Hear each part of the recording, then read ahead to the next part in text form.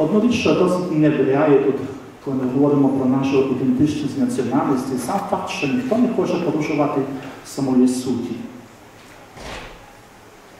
Всі говоримо, що нам треба автокефалію, що нам треба ідентичність, ніхто не хоче говорити, як це зробити.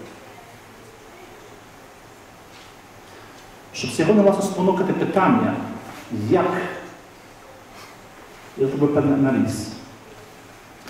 Це аналіз буде в англійській мові, тому що я думаю, що буде сьогодні отець Джон Християнства, але він виїхав, і через це мій аналіз буде в англійській мові. Також, що мене досить мучить, це один факт, що в Україні була створена комісія діалогу між церквами, як було мені сказано, що не було ні одної зустрічі.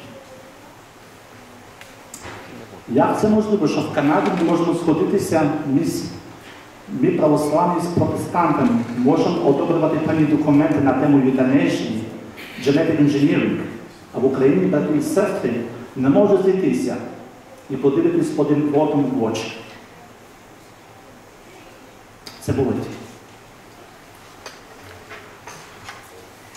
Autocephaly of the Ukrainian of the Orthodox Church in Ukraine. Every autocephaly identifies a subject of a particular context, culture, language, tradition that are essential for fostering faith and belief in a particular local church context. A local church must embrace all of those elements of anthropology in order to be truly local. There exists a diversity in unity among local churches. What is even more interesting, all of the rites, customs, traditions are to be protected from violation or transgression by Canon 8 of the Third Ecumenical Council and Canon 39 of the Council of True. All of the elements are embraced by autocephaly as an intrinsic component of a particular nation of the local church. As a result, the creativity of free will of every member of the church is integral for their authenticity. In Orthodox theological thought, the elements of anthropology are being identified by autocephaly in order to present the contextual reality for transformation and sanctification. The creativity of free will of people of a local church is never suppressed or eradicated, as this would be equal with the destruction of a personal character of every individual. In the Orthodox theological thought, people cannot be forced to believe.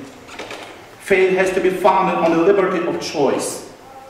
In the context of autocephaly, the diversity of creativity of all members of the church is being identified in order to bring the totality of life of people to God. From another perspective, autocephaly is not a destiny or a final goal of the local church, but a life-giving possibility that allows people to express their longing for God according to the specific conditions. The same can be said about a culture that should never serve as a goal in itself, but as a tool for achieving union with God. Autocephaly cannot serve as a tool for nationalistic superiority or territorial hegemony. We should also never look at autocephaly as a political ideology that protects the goals and aspirations of the elite. Autocephaly should never be also seen as the autocephaly of a particular local church could be temporarily eliminated or could be given to another local church, as this is the case of the church in Georgia, Church of Trnovo, Church of Ohrid. The creation of the new autocephaly church never changes the boundaries of the local church, which in the Orthodox theology is continually episcopocentric. In Eucharistic ecclesiology, autocephaly will be always external to the authenticity of the existence of the local church, which is founded in the Eucharistic context. For the Orthodox theological thought, a local church, an eparchy, without bishop as a guarantor of the unity, has been understood ecclesiologically as autocephalous from the early church. This condition is strongly defined by St. Cyprian, and here is quite a very important aspect I want to emphasize. As such, autocephaly is an authentic gathering of the bishop of the particular locality where all of the elements of the local anthropological character are safeguarded and authenticated as an intrinsic element of the life of the church. The autocephaly of the local church is the manifestation of the body of Christ that is celebrated in the context of the locality of the particular nation. A unifying link is not the superiority of nationality, but the transforming reality of the celebration of the Eucharist with all of the characteristic contextual anthropological elements. And autocephaly safeguards the local contextual condition in order for the local church to continue its eschatological context. There is one very characteristic element that is crucial to remember. As autocephaly safeguards the contextual character of the church, it is always initiated from within the living Eucharistic local church. Although autocephaly does not change the internal character of the church, the initiation of the process belongs to the core of the life of the church. Autocephaly cannot be imposed by another local church, as this would violate the boundaries of the locality of the particular local church. The process in itself is an ecclesial local movement of life towards the progression of its external life within the context of the anthropological life of the faithful. Autocephaly brings togetherness to the members of the local church, who share the same anthropological elements of free will and who are united by the unity of faith. At the point of establishing autocephaly of the local church, the Orthodox Church in the world recognizes the specific identity and need for people of the region and nation in order to collectively, as one body of Christ, to glorify God the Trinity.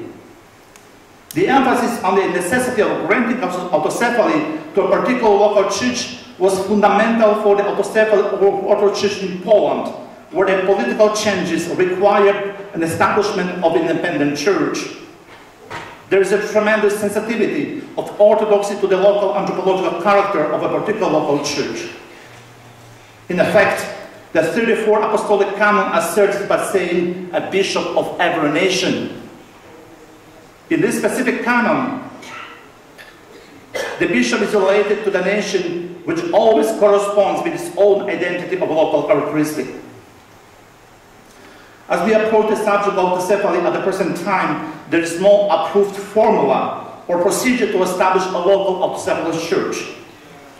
Although there are some characteristic features concerning the recognition of independent state, there exists a hindrance to the regular church life, a will of the majority of the faithful, clergy and bishops, sufficient number of bishops in epochs, at least 4, coexistence of independent state, canonical ecclesiological source. The mechanism of granting autocephaly needs to be agreed upon. There is also a need for a certain historical and geographical cohesion of the epochs. The past does not provide an incontrovertible model for autocephaly for our time. What is also very characteristic, there is no secret canon that would provide a direction or inkling to the manner of establishing of autocephaly. The case of the Orthodox Church in Cyprus, because of the wide interpretation, needs to be discussed in a separate analysis. A very characteristic definition of autocephaly is given by Metropolitan Kyivan, who in his response to Patriarch Athanagoras wrote, quote, "Such a church in the first place must have a sufficient number of bishops so that she independently consecrate her own bishops, though as we know there are exceptions to this condition. Such a church must have a sufficient number of priests so that the witness and the service of the church can be adequately performed. She must also have a sufficient flock so that her material needs can be supplied. Usual factors in autocephaly are also partially found in the distinctiveness of people and in coordination with civil authorities. At the same time, an indispensable factor, as it is also said by Your Holiness letter, is the express opinion of the Christian fullness, bishop, clergy, and laity, who must feel that independence is necessary for successful development of their church." End of quote. This statement presented by the Metropolitan Kyivan represents a widely recognized Orthodox approach towards the subject of autocephaly. In addition to the statement of Metropolitan Kyivan, there are some other ecclesiological characteristics.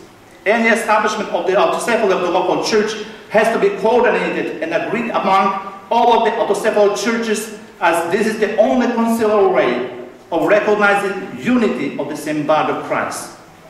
The approval of autocephaly of a particular local church is a consequence of a process that was initiated on a solid ecclesiological and political foundation.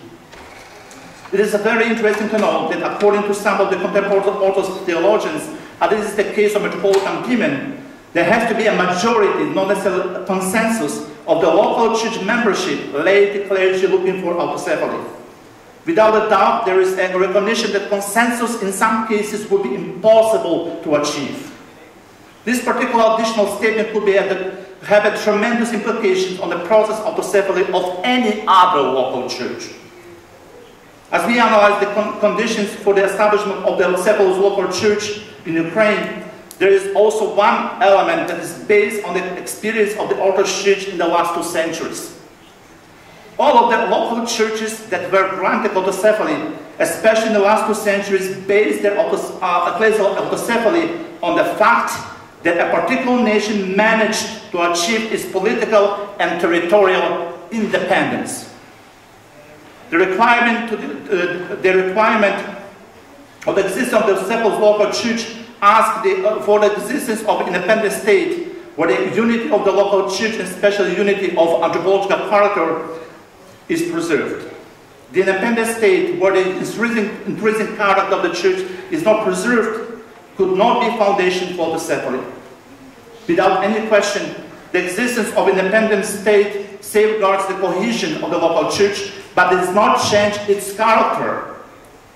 The existence of an independent state unites the local church, which is always managed by a local bishop.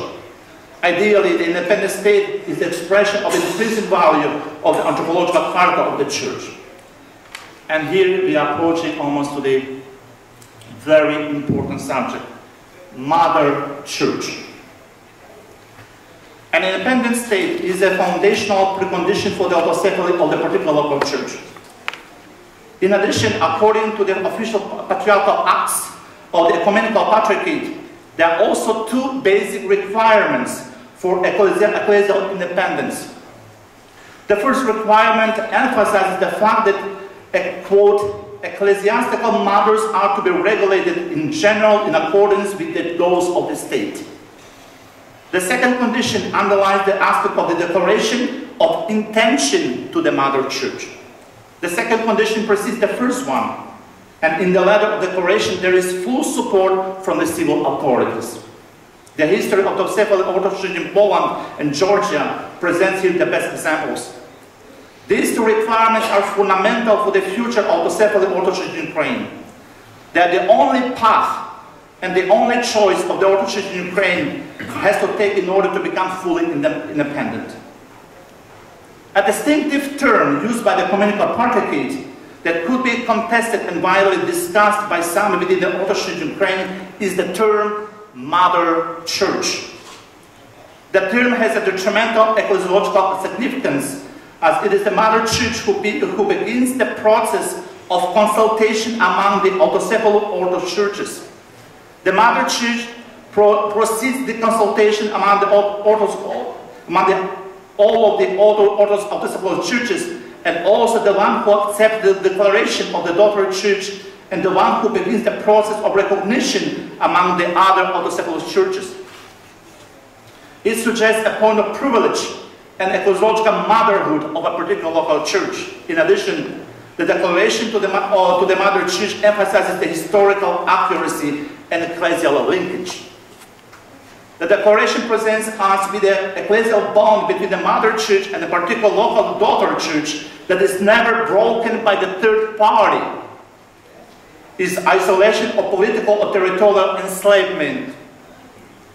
As such, it is always present, always preserved in its original bond, and always generated in the life of the local church.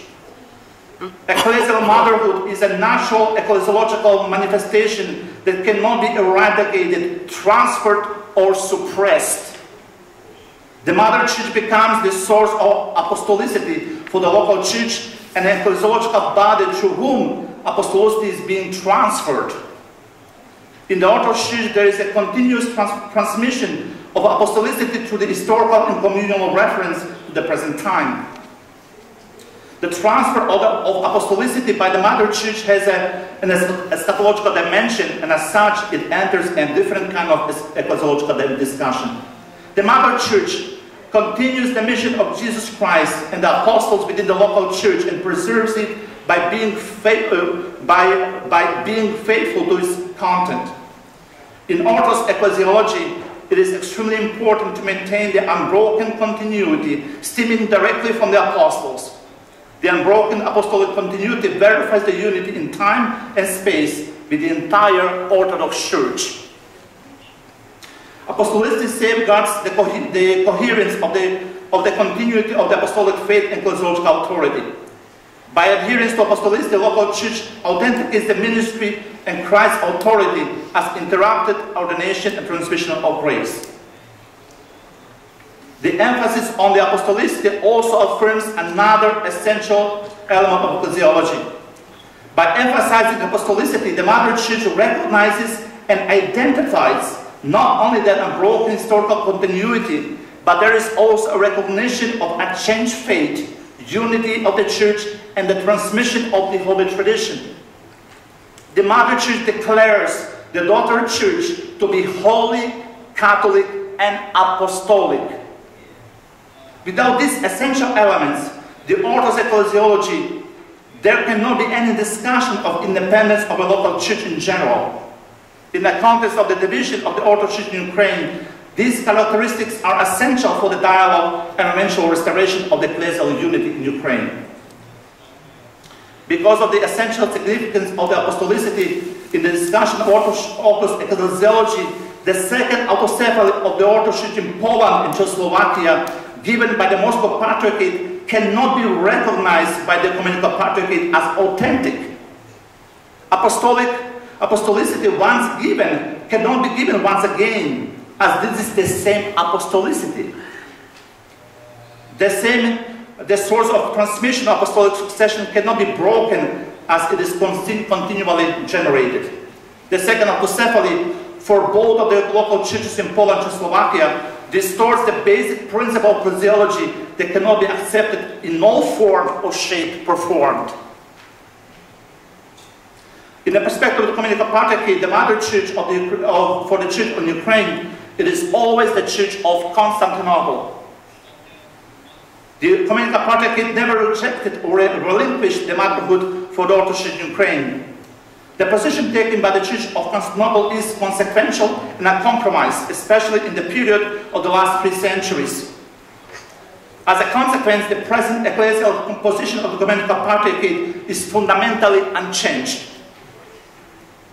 In the letter of Patriarch Alexis regarding the Ukrainian Orthodox Church in diaspora, Patriarch Bartholomew categorically stated, quote, "First, we must state categorically that we do not recognize the Most Holy Church of Russia as having any authority whatsoever over the Ukrainians in the diaspora who have come under the authority of the Church of Constantinople, since they, being abroad, have the right to seek and protect the shelter of the Mother Church of Constantinople, with which they historically have unbroken bonds, and whose rightful jurisdictional authority and obligation it is to bring about their restoration."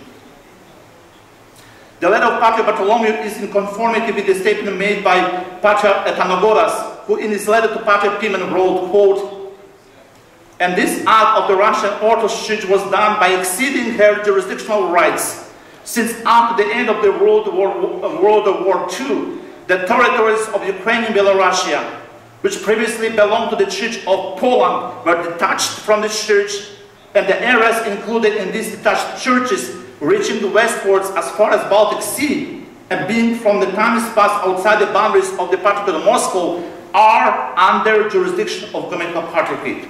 End of quote. Because the local church in Ukraine until 1686 was under the canonical jurisdiction of the Ecumenical Patriarchate, and there is no ecclesiological nor canonical justification for the action of Moscow Patriarchate, the mothers of the Orthodox Church in Ukraine are the mothers of the Ecumenical Patriarchate. The claims of the Patriarch of Athanagoras once again were reinforced by Archbishop Vsevolod, who said, quote, "The position of the Mother Church, the Ecumenical Patriarchate, is that her daughter, Moscow Patriarchate, consists of the territory which is encompassed by to the year 1686. The subjection of the Kyivan metropolitan to Moscow Patriarchate was concluded by the Patriarch Dionysius without an agreement or ratification of the Holy and Sacred Synod of the Great Church of Christ." Here, Patriarchate recognizes the mistake made by Dionysius. The confirmation of the stand of the Patriarchate of Constantinople on the ecclesial maternity for the Church in Ukraine continues until the present time. In the letter of Patriarch Bartholomew addressed to the Ukrainian nation regarding the present political situation, he wrote, quote, "A Holy Mother and the Great Church of Christ of Constantinople regards the Ukrainian nation and people as her precious sons and daughters, born from the baptismal waters that flowed through the banks of the River. From the days of our brilliant predecessor, St. Photius the Great, the love of the Mother Church for the pious Christians of the Ural lands has never abated." Then I'll quote. Jump a little bit. From another perspective, the continual maternal reference of the Ecumenical Patriarchate towards the Orthodox Church in Ukraine has fundamental implications on the identity of local church in Ukraine. The Ecumenical Patriarchate acknowledges and respects its unique character. There is no indication in those documents of subordination or ecclesiological enslavement of the Church by the Ecumenical Patriarchate. The Orthodox Church in Ukraine is recognized as the local church of a distinct and independent state. The basic elements of anthropology elaborated at the very beginning is essentially affirmed. The statement articulated by the concept Mother Church based on the fundamental principle of anthropology is asserted.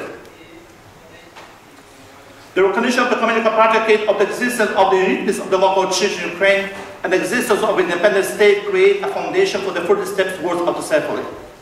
And here is something very important. This point is critical in the context of the other alternative of maternity that could be seen in the frame of Moscow Patriarchate. The specific approach of the Moscow Patriarchate towards the Orthodox Church in Ukraine within the concept of the uniqueness of the Orthodox anthropology was elaborated in my previous work. The monopolization of the Russian culture as it is presented in the concept of the Russian world distorts the basic principle and character of Orthodox anthropology. As such, the distorted anthropology presented by the Moscow Patriarchate and the distortion of the fundamental principle of existence of local ecclesiology has to be rejected as contradictory to the fundamental teaching of the Orthodox ecclesiology. The difference of recognition of the Orthodox Church in Ukraine by the Ecumenical Patriarchate and Moscow Patriarchate is remarkable. While the first one sees the Orthodox Church as a distinct ecclesial entity, local church with all of its anthropological and historical characteristics, the Moscow Patriarchate looks at the church through the prism of a specific frame of ideology. Recognition of the local church in Ukraine by the Ecumenical Patriarchate equals with the acknowledgement of anthropological distinction of the people as nation. The Ukrainian nation is recognized as a carrier of specific ecclesial entity that carries all of the distinctions of a nation with its state as necessary for the autocephaly. Without a doubt, there is a distinct recognition on the part of Ecumenical Patriarchate of a living anthropological reality that is incarnated in specific locality. There is also recognition of existence of specific Eucharistic Catholicity in the local church in Ukraine with its own national, ethnic, language particularity. Despite centuries of Russification, forced integration into the Moscow Empire, constant persecution, deportation, subjection to the Tsarist Russia, ethnic cleansing, the nation of Ukraine, with its unique calling, stands again to pray to God in its authentic identity. Put it down. Present challenges. And it is the core of the entire discussion. One of the most pressing challenges in our time towards the question of Mother Church and autocephaly of the Orthodox Church in Ukraine has to do with the division of Orthodox Church in Ukraine into 4 branches. The recognition of the autocephaly of the Mother Church of the Ecumenical Patriarchate is the key for the process of unity and eventual autocephaly. Any further discussion on autocephaly of the Orthodox Church in Ukraine is if we do not acknowledge the maternity of the Church. As much as we would like to see the further progression of the dialogue with the Orthodox Church in Ukraine, this question has to be tackled first before going into deeper dialogue. Neglect or delay of the question equals with a lack of serious approach on part of separated parties. I understand the obstacles presented for recognizing the Mother Church, but the genuine Orthodox will of the Church will be always concentrated on the essential aspect of the internal life of the Church. At the present time, there is only one alternative that is historically correct, ecologically grounded and recognized: the Patriarchate of Constantinople.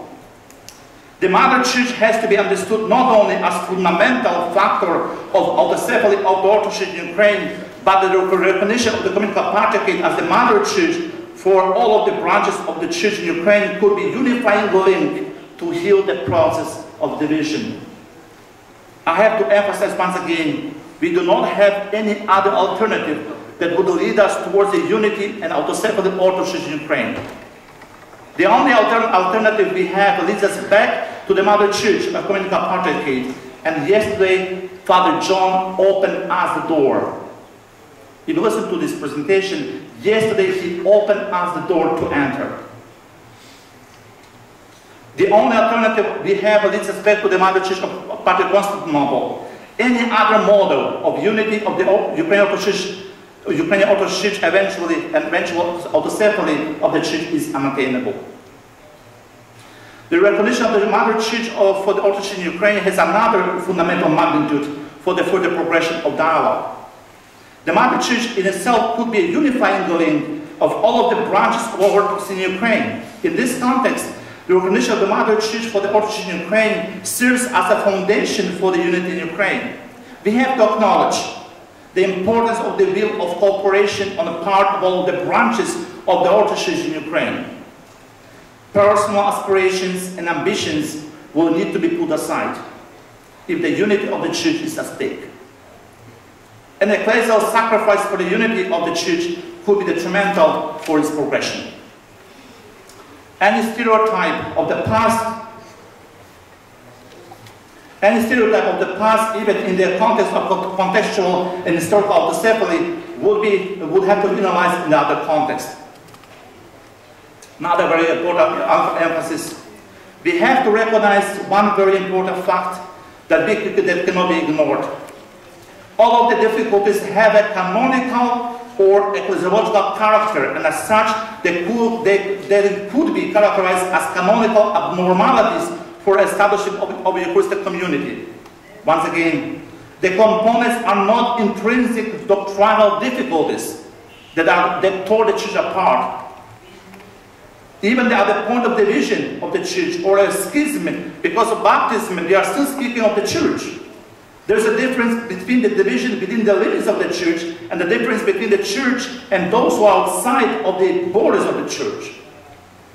The differentiation between the canonical and doctrinal differences has a tremendous theological implication which has to be constantly reiterated and underlined within context dialogue. We have to remember that at this point we are dealing with a division of the Church that has non-doctrinal but rather politically oriented directives caused by the third party. Because of the character of this unity within the local Orthodox Church in Ukraine, there has to be a recognition among all the branches of the Church for an immediate healing process. As a consequence, there is a question that we have to ask ourselves: do we, as the body of Christ, have the right to be divided if the cause of the division is not intrinsically ecclesial or doctrinally divisive? Do we have the right to be divided? Conclusion. As such, autocephaly totally depends on the contextual environment of the particular local church. The main task of autocephaly of the Orthodox Church in Ukraine is the emphasis on the defense of a unique particular anthropology in its fullness that is being recognized by the Communicable Patriarchate. Further study is necessary in order to make any final conclusions. Any claims made regarding the danger of a division of Orthodox Church in Ukraine, if autocephaly is given, misrepresents and manipulates the essential elements of ecclesiology of the Orthodox Church. In the case of granted autocephaly for the Orthodox Church in Ukraine, the local character of the Church is safeguarded and the episcopal-centric ecclesiology of the Church is preserved. The Church will still remain the same, as it is in every bishop the unity of the Orthodox Church is achieved. Autocephaly would allow people of Ukraine not only to preserve their essential elements of Orthodox ecclesiology and apology, but it would become an impulse for the growth of the Church in general. The Church that celebrates and safeguards the essential elements of Christian local church and culture becomes an inspiration for the people to strive for perfection and sanctification. According to our analysis, the only way that can safeguard the authenticity of the local anthropology of the Orthodox Church in Ukraine is the recognition of the Mother Church of Ukrainian Patriarchate. The recognition of the Mother Church is also fundamental for the process of eventual recognition of the autocephaly of the local church in Ukraine. At the present time, the Mother Church could serve as a double purpose. For one perspective, the authenticity of the specific local anthropology is acknowledged and recognized. From another perspective, the Mother Church heals a rift in the life of the Orthodox Church in Ukraine and provides the necessary provisions for autocephaly. Based on these conditions, there is an incredible opportunity for the Orthodox Church in Ukraine to become fully independent that would safeguard the uniqueness and authenticity of anthropology of her believers. The step would also bring a source of pride and dignity for the members of the Church in Ukraine who were deprived of this essential anthropological element in the last 3 centuries. There are certain moments in our life when pride and dignity given us by God in His image are the only hope we have. After centuries of ecclesial, national, political enslavement, people could freely worship God in their own authentic churches without fear of being annihilated. Millions of martyrs, fathers and mothers, grandfathers and grandmothers, innocent children being shot in their own homes, sent to Siberia for prolonged death, starved to death in artificial famines, will be vindicated if the choice at the present time is made in the right direction. It is my hope that there is enough strength in Ukraine to make the right decision that would heal the spirit within the Orthodox Church and bring stability for the nation, which is constantly looking towards the Church for guidance. Thank you.